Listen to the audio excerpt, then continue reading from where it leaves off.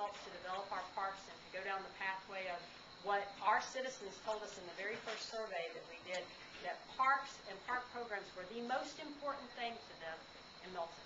So developing those parks programs has always been important to me, but when the citizens said that it was, I felt like we had to start down that path. So we launched this board, and we've got a tremendous group of people that are working on it, and they're carrying out what the vision of the citizens as well as the council is for Parks and Rec planning.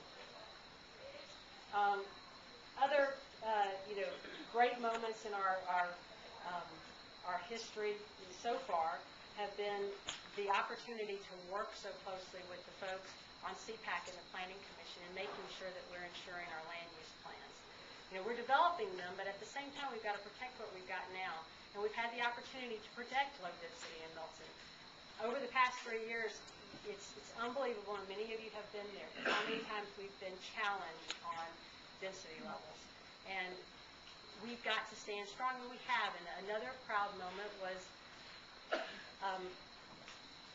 during the issue for sewer extension.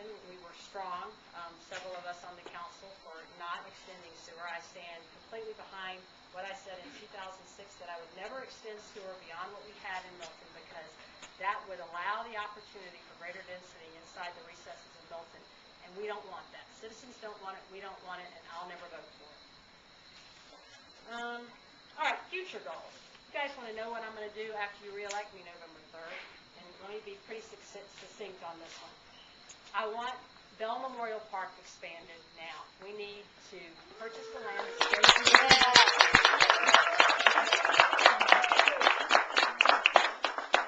And I'm talking about me up here, but I'm sure that everybody agrees with me that we need to develop and promote what our kids want to do. And we've got thousands of kids every spring and even in the fall that want to play baseball.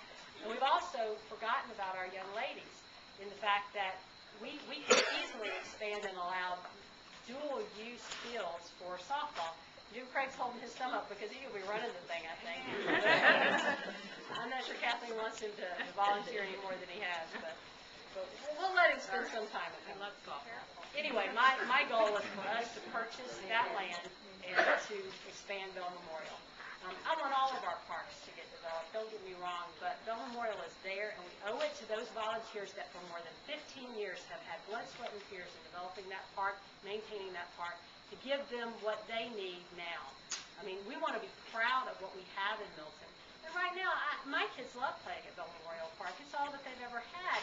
But, we could invest a few dollars and that park can be award-winning. And further to park, my second goal for the coming year, and there's only 4 major goals, and then I'll get on to the next subject.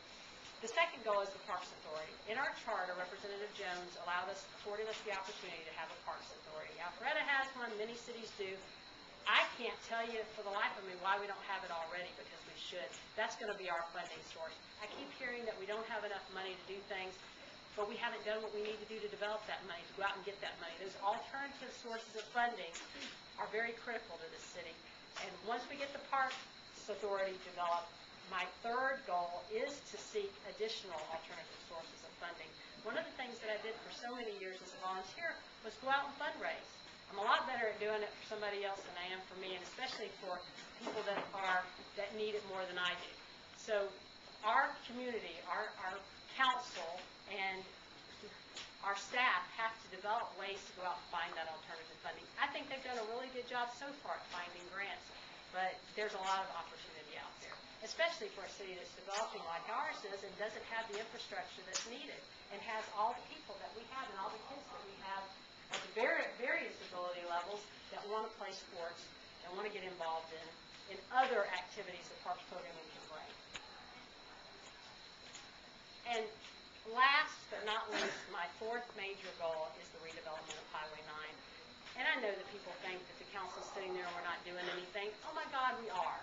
I mean, I can just tell you that we have taken some baby steps. Councilmember Parton and myself, we have spent hours in meetings talking about protecting Highway 9 from crime. Our public safety department has made huge strides in protecting Highway 9 and in decreasing the crime. In fact, there's greater crime in some areas of the interior of Milton, not that that's positive, but than there are on Highway 9. We've really started to get to a point where paying attention to an area that was never paid attention to. Fulton County paid no attention to Highway 9 to the Deerfield area, and we are. And we're going to do more. We are developing a coalition of homeowners associations in and around the Highway 9 area that are going to focus on, and these are the homeowners association boards coming together and focusing on what the needs of Highway 9 are. That redevelopment is critical. Ron Wallace is not here tonight, but I have met with him several times, literally begging him to develop something on Highway 9. Yes, to develop, because that appropriate development on Highway 9 is what's going to change and salvage what we've already got there. Right now, we don't have a destination. We tried to make it one. We need economic development and groups that will come there and develop restaurants and bookstores and places that we want to walk to and participate in, and that will come to Highway 9 and will stay. We won't just come to Target or to Walmart and get in and get out. So that's my fourth goal. So those are my four goals once I'm reelected after November 3rd. We're working on them now, but you know, I certainly will be a lot more aggressive in the coming years. Now, let me give you just a little background about my opponent. It's important to my campaign, and I had made the decision not to talk about my opponent, but since there's been some pretty nasty articles written about me in a paper that many of you don't read, but the publisher throws it in my driveway. Unfortunately, at 5 o'clock on Sunday morning, I'm not sure how newspapers started getting, you know, that political newspaper started getting delivered on a Sunday morning, but I guess that's the only time he has to go around and deliver it. But he throws it in my driveway, no lie, at 5 o'clock every Sunday morning, or between 5 and 5:30, and he's written some pretty nasty things. And I believe that my opponent is a catalyst for these things. They are not true. People ask me, how do you respond to the allegations that you've committed unethical acts? I said, I haven't committed an unethical act. I've done nothing inappropriate.